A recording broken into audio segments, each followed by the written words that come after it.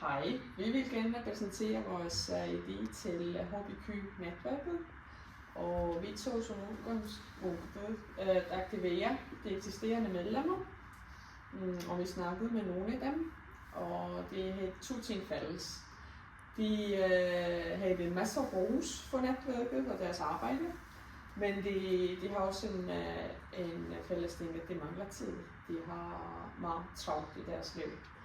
Så vi tænkte, hvad hvis vi laver et samlet sted, eller en platform, eller en app, hvor de kan sige det hele et sted, snakke med hinanden og gøre mange ting. Og de skaber værdi for både medlemmer og netværket. Og de får første gang adgang, de får til appen, når de melder sig til netværket, så får de en mail, og appen vil se sådan her ud. Så har vi en meget værdifuld funktion, som er fællesskab, hvor man kan genkende det ved den røde hjerte. Hvis man trykker på det, så kan man dele din oplevelse i den sidste event, du har været til, eller bare deltage med andre medlemmer og chatte med dem. Og man kan også kommentere til hinanden, og så på den måde får vi medlemmer til at snakke med hinanden og blive mere aktive. Og vi fik ved os, at I samler ikke feedback, så vi troede, at det er meget vigtigt at vide, hvad de synes, de medlemmer, om det tidligere event, det har været til. Så derfor vi har tilføjet en feedback, som er meget nemt og hurtigt, kommer automatisk efter man har været til den sidste event.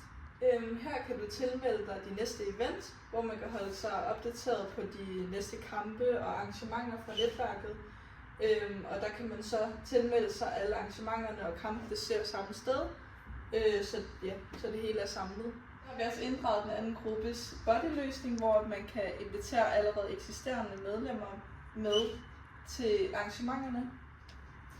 Vi har også i appen et pointsystem, hvor at når man deltager til et event, så kan man scanne en QR-kode, havde vi tænkt os, og så får man nogle point for det. Så når man har nok point, så får man en gevinst. Noget merchandise. Og hvis man har 1000 point måske til sidst, så holder man jubilæum for medlemmer. Vi har også Spin og Win, som er sådan et lille sjovt spil, som primært havde vi tænkt os skulle være til fodboldkampene, hvor man prøver lykken, og hvor du så kan vinde 2 kaffe, eller noget kage, eller noget øl, men du kan også være uheldig og få 19. Så har vi lidt andre slides, som er primært om info fra HBQ, og hvad man søger i appen, nogle indstillinger, og så er der lidt om os.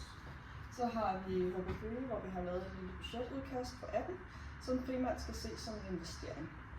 Det vil være nogle løbende vedligeholdelse, som er hernede, som er vedligeholdelsesomkostninger, men målet med appen er at samle alt et sted, så det er nemt og tilgængeligt.